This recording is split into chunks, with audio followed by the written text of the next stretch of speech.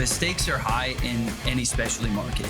A lot of our coffee that's on the shelves of the store is often rested for too long. There's a noticeable decay in your quality coffee. This is sounding more and more like Breaking Bad in Walter White, and it sounds a lot like drugs, but it's not.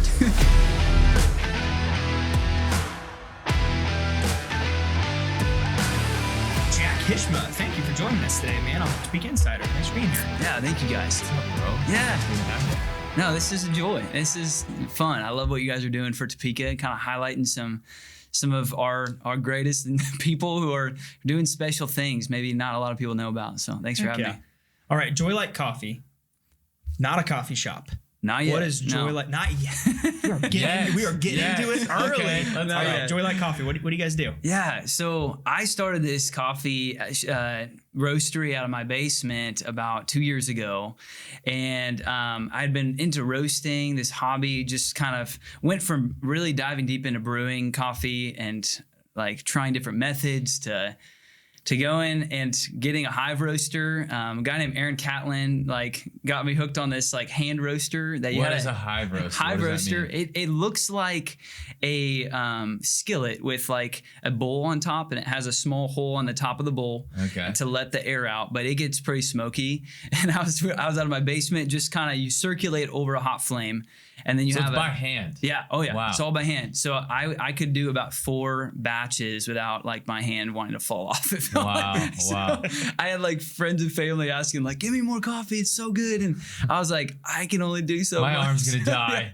So yeah, that's kind of how I started. And then one of the only ways I could justify upgrading my roaster just because of how expensive they are was are we going to do a business? Because and we ended up deciding to go for it. Me and my wife, Haley, tag teamed this from the beginning. And now it's kind of more my thing now, but she still plays a valuable role in the business. And we love doing it together. So. How long ago was that when did you first start doing this? That was roughly winter of 2022. 2022, yeah. Okay. Nice. Okay, can I just say though, the way that you first described I got this niche hobby where I started roasting in my basement. It's kind of like I had a neighbor who was growing something else in his basement, and the cops would be in our neighborhood all the time, and I just can't figure out why. It's kind of like the parallel version of that. It's like the legal version of that, maybe. Yeah, I honestly, you're by hand you roasting. Do you have any special lamps going on? I mean, it looks shady. I mean, I'm pretty sure I could get some fine for just doing that kind of production in my basement for a mini factory in your basement. This is illegal. I think Walter White, Heisenberg, Breaking Bad, Jack Hishmeh. But applied to coffee. Yeah, that's great. I always think if you've been scammed or people are trying to scam you on text or call or on email, whatever.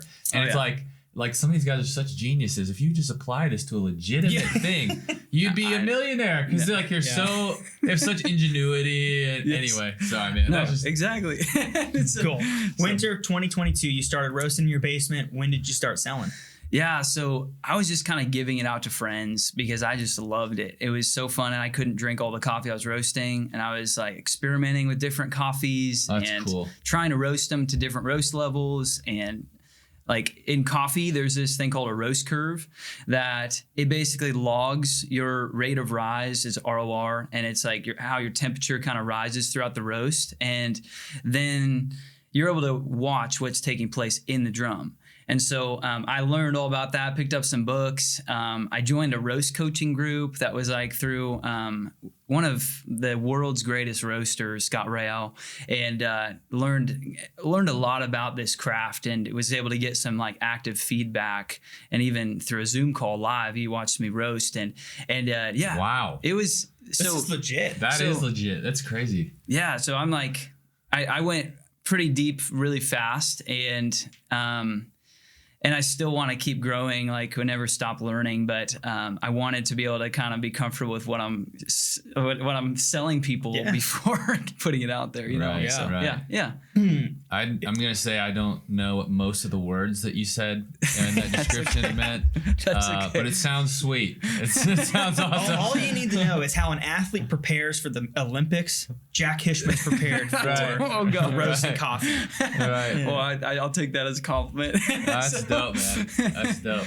So your primary where are you like getting unroasted coffee beans? Like how does that work? Yeah. So there's importers, there's farmers, and then there's like coffee hunters. It sounds so shady, and there's really no way around it because it's like in the same countries that like some of the hardest drugs are grown. Wow. Coffee is probably right next door to those farms. Yeah. But like did you want heroin or coffee? Which one? Heroin, cocaine, coffee. No, but there's multiple ways I get a coffee from. There's an importer at Kansas City that they have constant relationships with the farmers, and long term we want to have direct trade, but at our size of production, it's just not cost effective to buy a whole pallet right now. So how long do those last? It's like it's raw, so it probably goes bad or something. Green coffee can last around a year or two, but I mean your coffee professionals will notice a difference in 8 months of green coffee sitting on the shelf. So like you can't roast it by hand fast enough to get through the whole pallet. No. I've moved out of the pan roaster now. Oh, okay. You don't do that anymore. No, that was like 2.5 years ago. So yeah. That's amazing. But, So okay, walk me through for a coffee novice myself. Coffee novice. I don't know much about much. What's the difference between buying Joylight coffee versus coffee at the store, or going to a coffee shop and buying coffee? Is there a difference in what you guys are doing?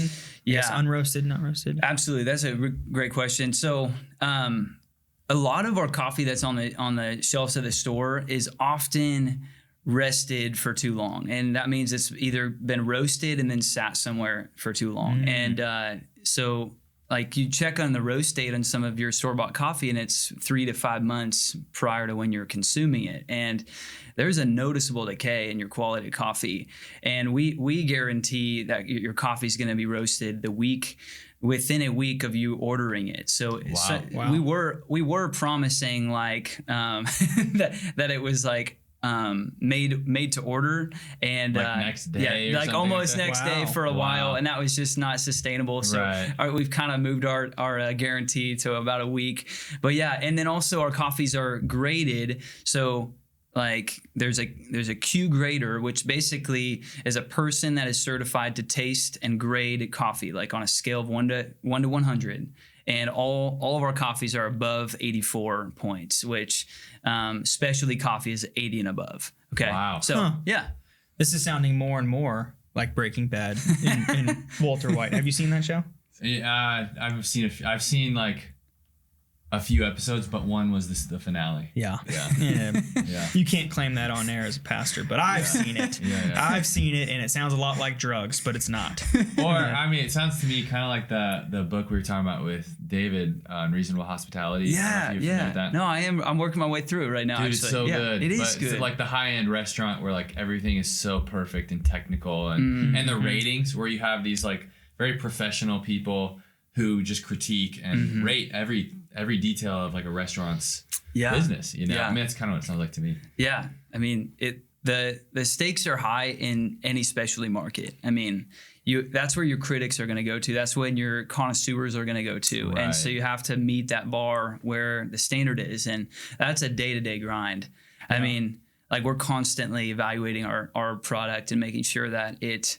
Like on my cupping table, when we taste coffees, I have typically 1 to 2 other roasters that are in our same market, and we're comparing it to our coffees. And so, who would be like a peer company in what you're doing? Oh yeah, there's a lot. I mean, in Topeka, I would say like PT's has done an excellent job.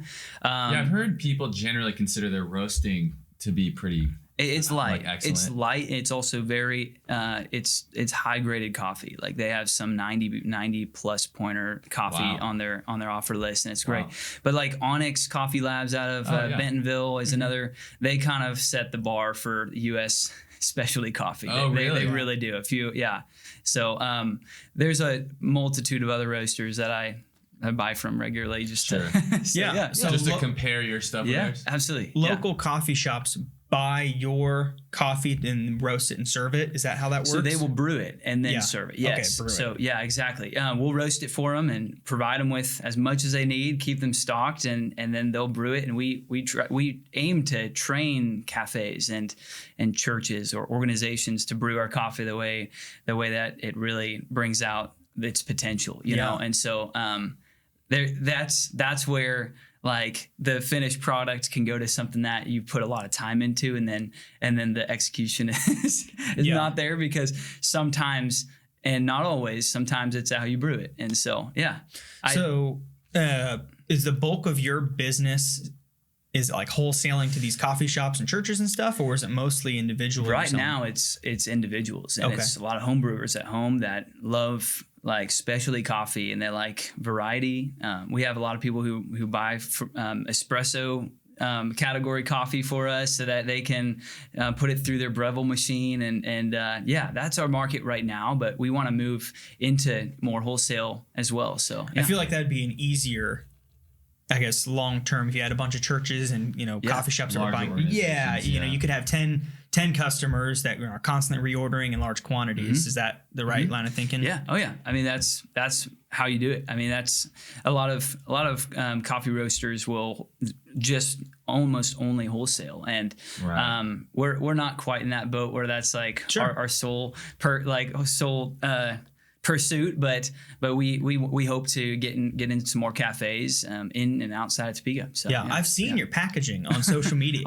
Awesome. Yeah, thank you. Did you design? Branding is good. Yeah, thank you guys. Did you design that? No, actually worked together with a guy out of Augusta, Georgia, and he Bright Coal is their name, and he did an awesome job. And he actually owns his own cafe and knows the coffee industry, and I wanted someone that has an in that, and he knocked it out of the park. We wanted a packaging design that kind of grabbed people's attention, and we also wanted it to kind of be fun, make people smile, and that's kind of at the core of our company, and what we want to embody is joy. And like, you think about that word, and it's not like happiness is circumstantial, joy is something that you embody, and it's a long-term characteristic, that persist through the difficult times and the good times, and so we want to create and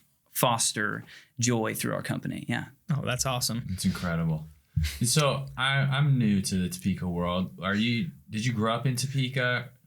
What was it like growing up in Topeka? Man, Topeka is a great place to grow up. I mean, Justin and I grew up kind of rubbing shoulders with each other. Really? So, we did. You guys the same age? We're like a year apart. Yeah. Did you guys go to school together? Or? No, he was Topeka High, but we grew up going to fellowship together. Okay. Yeah. It was great. I mean, there's a lot of great people here, and grew up.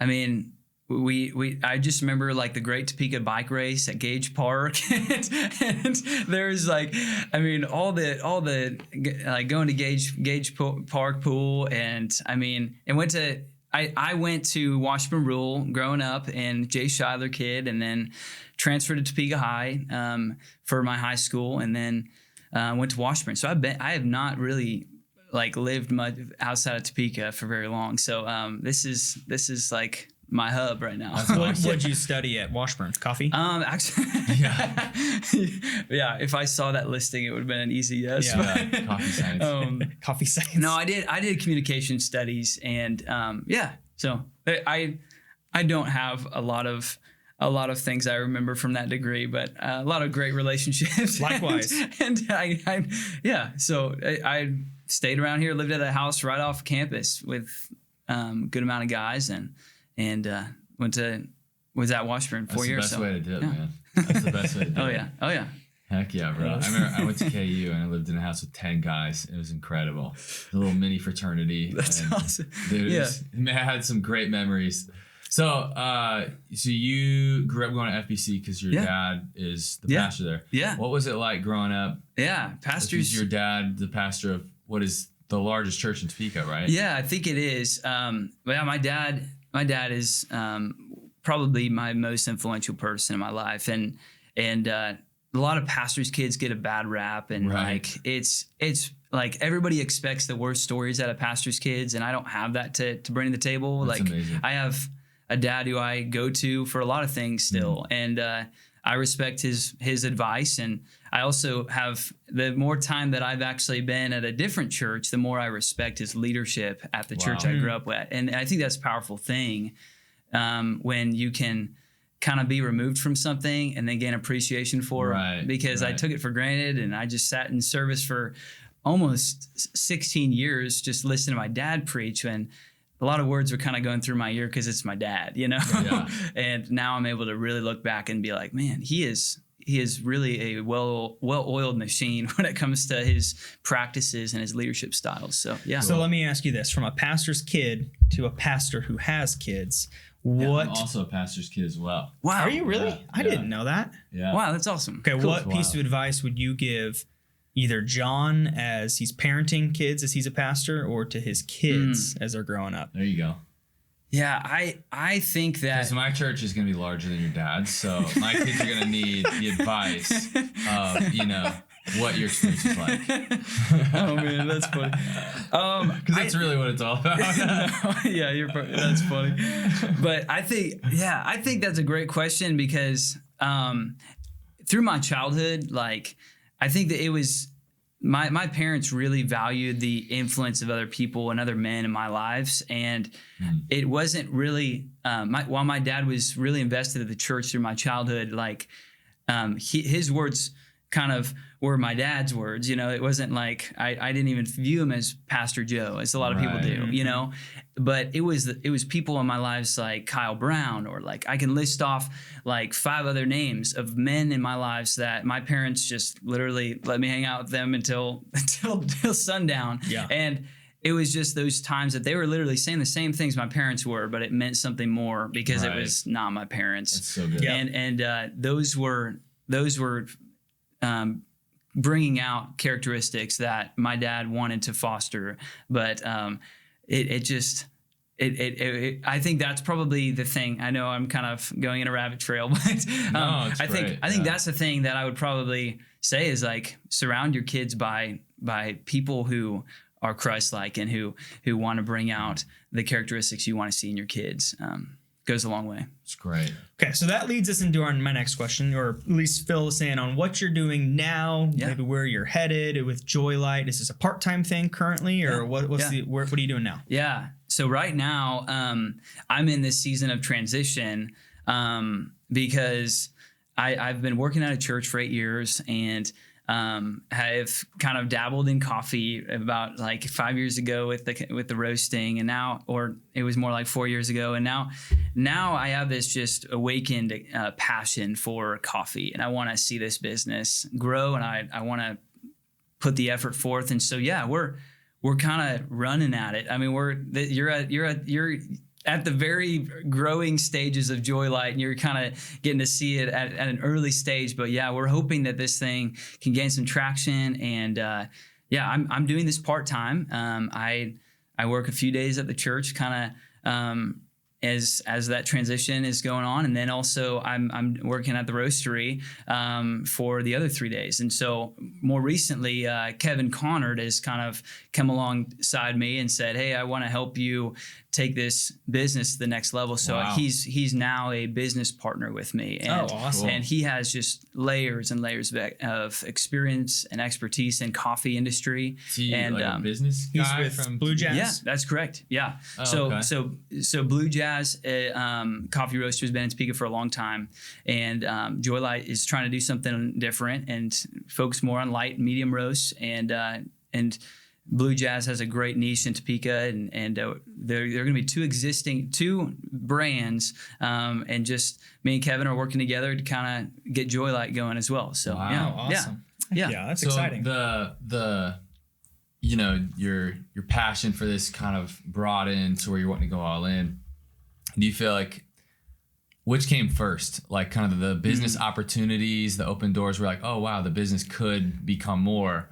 Or was it first, hey, I'm actually really passionate about, I want to do this more with my time and energy? Yeah. Or was it kind of all at the same time? No, it was, so I I was doing this coffee thing as more of a hobby and was like, yeah, if I can do this and make a little bit of change, that'd be great. Right. And basically pay for my hobby. And then as we started, we were serving at the farmer's market for 2 seasons. And so I just began loving it and was like thinking of myself, talking to my wife. I'm like, if we could do this and something, if we could do it and have low risk for our family in this thing, then I would do it, And so we were kind of primed, and then Kevin came along. That was in like February. And okay, so this year. Yeah, just this year. And so then Kevin came along and was like, "I love what you're doing, and I think we can do this together." And Kevin has resources available for us to be able to use. And was that unsolicited? Like he just kind of came to you, was like, "Hey man, I see what you're doing, and it's great." Or like, did you already know him? Oh yeah, I've known Kevin. Yeah, that's a good question. Yeah. I've known Kevin for probably ever since we moved here, almost. Yeah, and so they were a part of fellowship, and I love Kevin's heart and how he's used his business to kind of give to those in need through Trash Mountain, and I respect him a lot as a business owner, and he's a pretty good guitarist too. So, nice. Okay. He's good. Right. He's a pretty good guitarist. Okay, here's my next question. Cool. You say you're just passionate about coffee. I get asked this about my job a lot. I'm not passionate about real estate. Real estate's great. It's the vehicle that I get to use. And I just love people. I love being with people, serving people, and I was definitely not going to work behind a desk. So when you say you're passionate about coffee, is that like a front for, hey, this is a vehicle and then I get to use it? What are you hiding? Or do you what are you lying about? Coffee? Yeah. No, it's a serious love for coffee. I mean, that's the name Joylight comes from literally it's one of the reasons I get out of bed in the morning. Let's go. It's like being able to choose what coffee I'm going to brew that morning is something I look forward to. And so, yeah, it's a real passion. It exists. There's hard days. There's days that I'm like, this is not so much a hobby, this is a job. But then there's most of my days that I'm like, I love doing this. I love getting to taste coffees from around the world that are processed differently, from like some of the rarest lots in the world and some of the more standard and traditional lots, and it's a joy. Yeah, it's a real joy. So that's awesome. Yeah. Well, that might be a perfect segue. Yeah, absolutely. Yeah. Maybe demonstrate some of this passion for us, bro. Yeah. What do you have? I brought a coffee that has been like awesome. So there's a story how I found this coffee. I was at the Specialty Coffee Expo in Chicago with few local Topekans, David, Lindy, and then Caleb Falk, and they're all circle people now. We were on the floor, and I cupped this coffee at a table, and I was like, that is awesome. And I expected it to be like really high dollar, like way out of our range for what people are interested in Topeka market.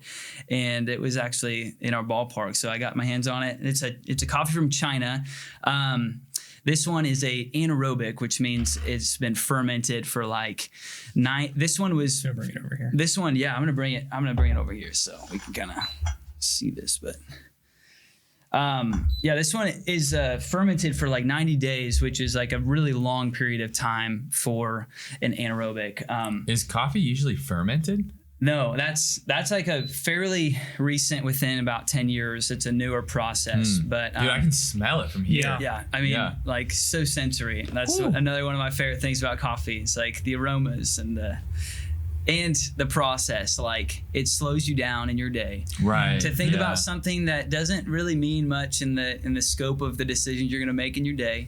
It slows you down enough to be able to pay attention to a craft and be able to taste your result, and that's rewarding. That brings joy. I mean, that's fun. So this is like a spiritual practice right here. We're about to participate in some spiritual disciplines. It's like kind of ritualistic. I mean, you think about it. So down. we're gonna bloom. This is what you call that first pour of a pour over, and when you're doing this, like the CO2 is releasing, and it kind of mushrooms the coffee, so it kind of lifts to the top. And so is it important the first pour that you're always filling it up that high? So I'm actually doing a double dose so we can all share coffee. But when it's a normal dose, it actually only goes about halfway up. So yeah. But you're supposed to kind of. So I have one of these things you can sit over, like a cup, like one cup. Yes. And I'll put a little in, but I don't know if I'm doing it right. You know, is there a technique to like how you're supposed to pour the water in and over and stuff like that? I mean, there's always techniques for that stuff. I think there's like, as long as you're wetting the whole bed of coffee, then that's what really matters the most for that first pour. So yeah. Right. For someone who's passionate about coffee. Yeah. How much coffee are you drinking? Yeah, I actually, I mean, I don't drink as much coffee as you might think. Oh, like, you liar. I have like 2 cups a day, and like I just get. I mean, how coffee, big are these cups? I mean, they're Route 44. No, they're normal mugs, but like I get one of those trucker mugs, like the giant plastic. Yeah, the ones you buy that we can get free refills with it. Yeah. Oh, that's Lambert's. So yeah, I drink 2 cups a day, and if I have to, 3, but I get pretty. Do you do one in the morning, one afternoon, or is it? Yeah, exactly that. Yeah. So. Yeah. But I need to get more into coffee because I have developed a nasty habit of getting through my afternoons with a Red Bull. Okay. And it is not something I'm proud of. Yeah. So I'm looking forward for you to shift my passions to something other than Red Bull. We have a few coffee converts in our following. Like I've converted some people from like non-coffee drinkers because they just didn't like how burnt it tastes. Right. Yeah. To being like, wow, like that coffee is different, and this smells incredible. So yeah, it's that's what got me into coffee is like all the different flavors you're able to taste. It's we really try to roast our coffee to not taste the roast as much as the coffee's natural profile. And so like that's the job of the roaster to decide that. And so that's kind of how we roast our coffee is we really try to bring out. So explain that a little more. So like some roasters, you're tasting more of like the cooking process or something like that, like how it's. So there's a point in a coffee's roasting process, in the roasting process, that a coffee loses its natural flavor due to the immense amount of heat, and you just cook the coffee out of it. It just kind of cooks it cooks all the natural flavors out of the coffee, and then you're tasting the roast, and it's bitter, you know. So if you have clean coffees or clarity in your coffee versus bitter, we definitely tend to go towards clarity, and like sweetness and acidity is all those things play into a coffee's cup. So yeah. Okay. All right. That's awesome. Wow. That's wild. So we're almost there, guys, and then we'll be able to try this out. No, you're good. Yeah. How many different kinds of, is it just one kind of roast that you're selling, or do you have multiple? That's a good question. Yeah, we always have different offerings. We follow the seasons with most of our coffees, like trying to get the freshest crop to people and roasting what's fresh. Like when I mean fresh, I'm saying like harvested within 6 months is my version of fresh, and that changes for everybody. But we also have about 3 coffees we will always have in stock because people like having their same cup every quarter. Right. So we have subscriptions available, and we'll do monthly or biweekly kind of thing. And our customers seem to really gravitate towards that because it's just they don't have to think about it, you know. Right. So, yeah. So can you just explain like what is the life cycle of a coffee bean before, you know, what does it take to get to this point where you're able to brew it? So it's grown in the ground. Yeah. And then they I don't know what happens. Exactly. Yeah, coffee is kind of like a shrub. It's like a large bush, like maybe looks like a tree to some people, but it's like a shrub. And there's multiple ways of harvesting it. A lot of lots hand pick coffees, and you think about how long that takes. And is most coffee hand picked? I don't know that answer. There's a lot of mechanical harvesters nowadays, and so I don't know the answer of like most coffee, but. The coffee cherries are picked, and they are red or yellow or pink, and those are based on the varieties of your coffee, similar to how apples are food, like Gala or Gala apples, and you have Honeycrisp. You know, that's the variety. It's picked, and then the producer or the farmer gets to decide how he wants to process the coffee. And so your natural coffees are dried on the sun, but from the sun, and then your washed coffees are actually pulped, and the cherry part of it, the fruit, is pulled off, and then the seed, which is our coffee bean, is dried on a drying bed, and it has That's washed? Yeah, that's a washed coffee. And so the conditions have to be right for washed coffees, that it can't be too humid. And so there's certain regions of the world that they can't even offer washed coffees. Right. Or natural coffees are also hard in certain environments too. So after that's done, then after it's completely done drying, then they run it through one more like washing cycle. They kind of get the rest of the fruit off of it. So it's a clean looking coffee bean. And then it goes into a bag. And it's green? It's green. Yeah. Yeah. I should have brought some, but but yeah, coffee is this greenish. It's like this greenish tan color, and yeah, this coffee was not green because it's fermented for like 90 days. It's almost orange. At what point? This coffee you're about to try is at like what point did orange. did they wash? They like strip the stuff off, dry it out, and then they ferment it? So this one, I believe, is a natural anaerobic, which means they left the fruit on the cherry and then let that ferment. If it's a wash, yeah. So what's it called? What's that one called? This is a natural anaerobic.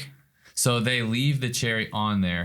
Does it eventually just like fall off? Like it dries out and the stuff falls off the seed, or do they still eventually strip it off? They strip it off, but it's like it becomes brittle, and so the cherry part. It's like if you sat out a plum on your driveway on the middle of the summer. Okay, then eventually that plum would be like able to be pulled right off the seed. You know, it's kind of similar to that. So we're gonna. Dude, this is wild. This is awesome. So this has been fermented. Yes. Before it was roasted, then you roasted this? Yes. So exactly. Oh, let's go. Yeah. Move that over there. Yeah, I can do that. Yeah. Jack gets it. He knows. That's right. So yeah, cheers, man. Yeah, cheers. To brighter days, right? That's right. To more joy. So I'm not offended if you don't like it. It's kind of its own sweet. It's its own thing. Different. Yeah. Yeah. So it is a like this one we would say that it has kind of a chocolate liqueur note to it. But it also is like very pungent and sweet. So yeah. Wow, that's amazing. That is really good. And I'm not a coffee guy by any means. Okay. Glad you like that, man. Yeah. We might have another convert for Yeah. I should start keeping tally. You should. Because what brand of creamer do you like in your coffee? Do you like the cinnamon toast crunch kind? Or? Oh man, yeah, that sounds like something up my alley. Yeah, my wife would have stories because we walked through the grocery store and I'm just like, oh no, what do they have now? But no, I don't know. I haven't had creamer. I like a little bit of maple syrup and some milk if the coffee pairs well with it. But yeah, so I will say we just started. We use coconut milk. Okay. And so which comes in cans, like the actual coconut. So we pour it in a mason jar, so it's more. So you don't have to like open a can every day. And then we just started making our own syrup at home. Nice. So like brown sugar, and cinnamon, and we keep it in a little pour jar. I can respect that. That's kind of our routine. I can respect that. I think like. And I bet you're more proud of that syrup than anyone because you took the time to make it. Yeah. And that is awesome. That's right. I like that. Some days I overdo it and I'm like, too much. Like that's too much, but you know. That's awesome. So you mentioned at the very beginning, not a coffee shop yet. What's the 5-year goal for Joylight? As you know, you're part-time now, you have aspirations to go full-time. What's the goal? Yeah. We're still like really early in the stages of our company and also of whatever's next. But we have a vision for Joylight that is beyond just a roastery, and it could be a cafe. It could be something outside, maybe more nationally. Like we want to stay in that specialty niche market, like that can appreciate the process and the time and is willing to pay a little bit more for their coffee because it's not gotten cheaper to buy coffee, and so our prices are not going to be your Folgers or Maxwell House, right? But so the cafe could come. We don't have anything in stone yet, but we're kind of just discerning when the time is right, and what we really don't want to rush that process, because it would take the right location for us to be like, let's go. And that makes sense. I mean, a specialty coffee like Joylight, I mean, this isn't something that, like, you know, it's me, I mocha latte.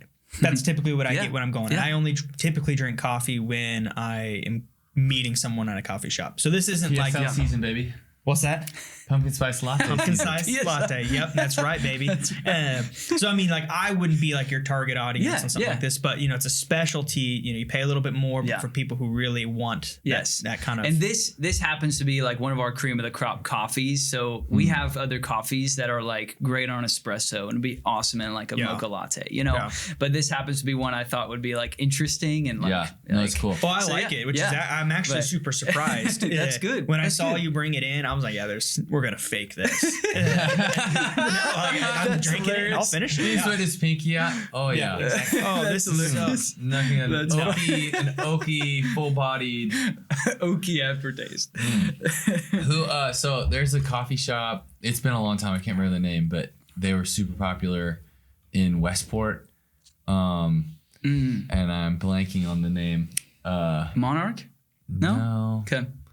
I think it was connected to like Redeemer Church somehow. Maybe maybe the guys were a part of that. Anyway, but they wouldn't have like half and half or sugar like in the shop, you know. And it's like no internet. Okay. You know, it's like you're here to enjoy our coffee and talk, and that's it.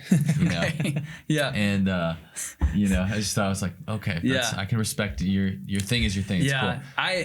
I understand that sphere, and that probably works better in like a urban environment, but like we want to be an approachable brand for anybody in like all walks of coffee. Right. All walks of coffee. So like we want anyone to come in, even if like, and have something they like, if we were to have a cafe, you know, and even on our coffee offerings on our website, where we want to have something that everyone would be able to actually enjoy, you know.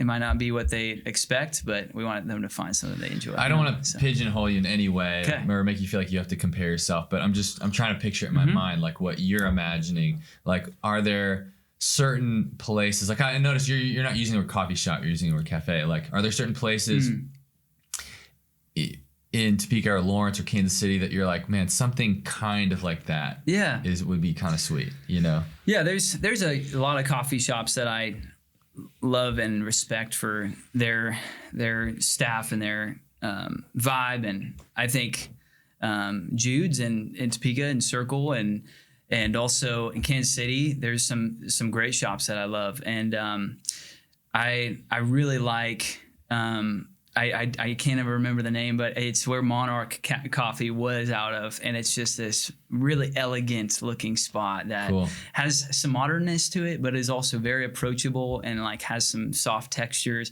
I think there's a lot of routes you can go with a cafe, but like what I care more about is like is first off, are we creating an experience for people that is memorable and that they feel known and loved, and maybe even walk away with a smile? That'd be even better, you know. And then also like that close second is our product like a home run every day, you know, because that's how my approach to roasting, and like how we keep consistency and quality control. But if we were to ever do a cafe, I want that to stay the same and really have some good measures as well. But I know I've talked to cafe owners, including David Vincent, who you guys had on a couple episodes ago, and it's a grind. Like no pun intended. Yeah, right. Yeah, exactly. Like, no pun intended. It's a grind to it's a roast, man.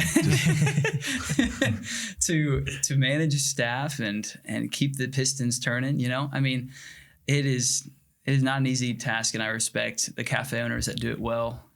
So let me ask you that. That gets into my next question. As you know, you're kind of fresh into this in 2022. You have a passion for coffee, so you weren't really a business guy who were like, you know what, this is what I'm going to do. You're a coffee guy who turned it into a business. What's been the hardest part about owning a business? Yeah, man, that's a good question. I think the hard part for me is I've never been a numbers guy, and I'm naturally a frugal like esque kind of guy. Mm-hmm. You know, like I have pretty decent money practices, but I think the hard part is just being like very detailed in your bookkeeping. And like, I know that's probably not the answer anyone wants to grab onto, but for me, that's the hard one. And I wrestle with that, and I'm trying to train myself and lean into some people that I know are better at it than I am, and kind of picking up words of advice. And it feels like I'm fast tracking in that department, but that's the hard part for me right now. And then also just like, there is a layer of hustle to the business culture that it has its challenges at times, you know, because you're thinking about your family and providing for your kids in the future, and that's not something I've ever been accustomed to in my past in ministry. And now it's like, okay, we gotta get food on the table, and we gotta get things moving. Right. And I also want to enjoy my craft and be proud of what I'm doing. And so the balance of that, and not moving too fast, too quick, and kind of being able to embrace the moments too is a hard balance to strike. Mm-hmm. So yeah. It's so good. You'd actually be surprised. We've had lots of business owners on this show, and you'd be surprised how common that answer actually is. You know, the hardest part about business, you know, keeping track of my accounting, my bookkeeping for, you know, tax purposes, you know, business corporation stuff. It's very rarely, you know, actually doing what you enjoy doing. You know, that's the reason you're in the business. Yeah. It's always the things that no one really thinks about. Yeah. It's, you know, when you own a business, you have to be super tight with your books. You have to be very diligent with, you know, tracking expenses and your marketing, and, you know, making sure your budget's balanced. That way, you know, you're recording the right amount for your income on the year or whatnot. Oh yeah. Yeah. And I think that's probably the biggest reason why most business owners get out of business is because it's not because their product sucks. Yeah. It's because there's so much that goes into it. Yeah. That it's like, I didn't know that going on. There's certain I feel like it's always going to bring your weakness to the forefront, whether it is the bookkeeping or the details, or, you know, for some people it's like you're a marketing guy and you're not a real estate guy. Right. So you have to learn real estate because you're passionate about marketing. That's what brought you to the table. Yep. So for you, it's like, man, you're passionate about coffee. You're going to have to learn the accounting, or find somebody else, who can do it well, so that you don't have to. But the business is going to need that. Yeah. And I mean, it's the same way with me. Like, I got into ministry because I love people. But then, there is the administration of man, you have to start like planning some stuff. Yes. Like, you got to plan ahead, you know, and that's just not my forte. And so, and I think it's just like everyone has that part of their job that really stretches them, and might be the day of the week that they don't look forward to, but it's necessary so that you can do the things you love. Right. Absolutely. Go for it. No, you go. I always tell business owners, and it's a constant reminder of myself, when you own a business or when you're doing something you're super passionate about as your career, that doesn't mean there aren't going to be things you hate about your job.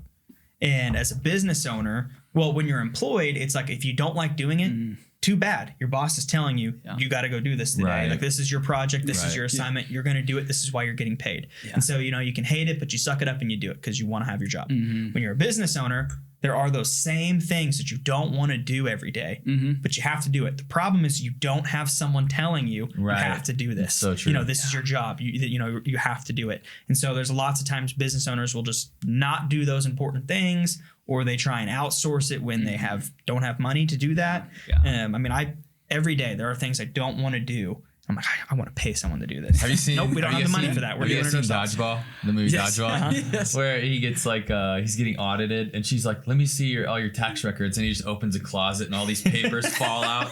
It's like that. Yes, that's exactly right. Yeah. He's like, "Is this helpful?" That's funny. Well, one of the things I love, and I feel like this is one slice of like life that we're seeing, is coffee. Like, I think we're seeing it in a lot of ways, in food, in clothing, in even like certain goods that people are making, where we live in such like a, what would be the word? Like, just like mass produced world, you know, and where like everything's super fast, like the McDonald's of life, where just everything's fast, cheaply made goods, quick. And, you know, this is one area I think people are trying to reclaim, like, no, hey, we want things that are made really well. And things that are made well, you can't do quick, you can't rush. And it's like you're putting your heart and soul into this craft. And there's something, you know, obviously we're all Christians. Not everyone watching this is going to be a Christian. But there's just something like so kingdom about that, I think, of like, you know, your faith isn't just this like metaphysical, spiritual thing. Like you make things well, like do what you do well and like put your heart and soul into it. That's important. And you know, there's something about that makes life just so much more richer and fulfilling. And you know, I mean, even for people out there, like maybe you are an accountant, you know, it's like, man, you can do that. It's like, this is your craft, you know? And I just love that, man. I think more people, it seems like there's at least elements of culture of the world that are swinging back that direction and trying to fight against, like even the way you just talked about, like, man, I just love like, it forces you to slow down. And you're like, man, that like really is. It really is like a spiritual practice. Like, you got to slow down, take a breath and just pause. Yeah. I think for my personality, that's like unconsciously what I needed in coffee. Like, cause I am a go, and I will stack my schedule like sky high. But every morning I have to slow down. And and just like you're saying, like convenience is like become the name of the game in most industries nowadays, like Amazon and Starbucks and McDonald's, and it's faster and faster. And I do it, man. I get so annoyed when Amazon is like a day behind. I know. I'm like, what's your problem? Yeah, but how about like we take it slower? You know what I'm saying? So like good. Because most well thought through things that are worth our consumption and worth our time and our efforts are done slowly and thoughtfully, and like think through the things that you enjoy in your day through that lens. And I think you'll be surprised like how many things are handcrafted that actually hold value to you. And so, yeah, I'm glad you brought that up, because that's something I'm like exercising in my life right now. Like we're as a little family of two, like we're trying to create spaces and like almost a little time oases that like we can just that we can just pause and like catch up on ourselves, and also allow there to be some pause in our lives. So it's so good. I mean, even that's just like, that's like what your house is. It's like you get to decide like what the culture of your house is. You get to decide. Like, you don't get to decide much in this life, but you get to decide. You know, it's like Jordan Peterson talks about, like clean your room and make your bed. It's kind of like that. It's like you get to decide, like, what is the attitude in your house? What's the environment in your house? How do people treat each other? Like, what kind of stuff do you put in your house? Like, what's on the walls in your house? And it's like all of those things combined, you're like carving out, like, this is my world. This is what life, this is what a good life is kind of like. And, you know, you don't have to have a lot of money. It's not nice things necessarily or expensive things necessarily, but it's like what you said, like, are you thoughtful? Is it intentional? You know, like the way you spend time with your kids and your marriage and, you know, your hobbies and your job, all of it. It's like, are you thoughtful, or is it just like happening to you? You know? Yeah, exactly. And that's going to be you're going to feel like you're running against the grain when you choose that, but it's worth it. Right. And the thought and the, like, building that into your family or even your day-to-day routine is going to be worth it, and you're going to see fruit on the other end of it. So, yeah. That's awesome. It's great. So, come on, man. Just some rapid fire. Yeah. Well, we love to close our time with some rapid fire questions. We're asking all the guests the same exact questions. To be honest, I don't have it with me, but I think we can just go off the cuff. Yeah, off the cuff. So first one, you're doing a home project. Lowe's, Menards, Home Depot. What's your go-to? Home Depot has been my go-to. Let's freaking go. Come on. I'm losing. Home Depot is winning. We need a tally board. We do need a tally board. Home Depot's been winning like a majority. I'm a Menards guy through and through. Oh, Menards, I hate Menards. You go into Menards and you just think you can do anything. You know, you go to Menards and then you come back out and it's like a time portal. It's been 5 hours because it takes forever to get in. It's been 5 hours and you have a bag of cereal, a new front porch door, and a hammer. You know, you can get everything you want and there. it's dark out and you're depressed. You're like, why is it dark out? It was 10 a.m. when I walked in here. Okay, Burnett's Mound or Shunga Trails? Oh, I would probably say Shunga Trails. I'm a bike rider. It's like my fourth hobby. Nice. It's like layered number 4 probably on my list of hobbies. But when I go, I usually hit the trails. So yeah, let's go. They also have a lot of good stops along the way. You can kind of stop at the playground with your kiddos. They have the BMX track where my old stomping grounds, and got a bunch of scraped up knees from that. Really? Oh yeah. I just discovered it like last week. I was like, I didn't know this was here. This is sweet. I was the kid that had the Pokemon card on the back of the spindles. Heck yes. And riding down like a dirt bike through the BMX track with like a simulated motorbike. Heck yeah. No, that's what I did as a kid. We used to like go to BMX dirt tracks and stuff, but I didn't realize there's one here in Topeka until last week. Always the Pokemon energy cards that you threw away. Oh yeah. No one needs those. No one needs those. All right. How many potholes did you hit on your way over here today? Oh man, innumerable. Oh man, it was not good. I'm gonna probably guess like 13 to 20. All right. Wow. It could have been real bad because I came from here from like Southwest side, and you go through Wanamaker and you're slamming. Like that's a dozen instantly. You know. So, my favorite is the there's I think it's Topeka Boulevard and 17th. The intersection, there's some of the worst potholes, and there's like a car repair place right on the corner, and they have a big sign like "Hit a pothole, we do alignment," and you're like literally your car is parked in a pothole at the stoplight. Man, that's really good marketing. Yeah, right out there. They're probably the ones putting the potholes. Like every time they fix it, they're probably going out with a jackhammer. Like wow. Yeah, right out by the Stormont Vale Event Center. That's right. It's tough. Yeah, it's tough. Fun. Yeah, all right. Follow up. Can you get anywhere in Topeka without hitting construction? Yes, but it has to be strategic. Yeah. It's like you cannot like just whiff it and say, I'm gonna go there. Like it has to be thought out. Yeah, so exactly. Like if you're not thinking or it's your first time, then probably that's the answer. Printing out MapQuest directions, highlighting. Yeah. Are you a golfer? I'm not. Okay, so you don't have a favorite golf course. That's all right. I don't. Favorite coffee shop in Topeka? Yeah, Circle is in my backyard. I'm like an alley away, and I love their people. They're just great. Yeah, love that. So Circle's my they really go to date night in Topeka. What are you doing? Where are you stopping? Man, that's a good question.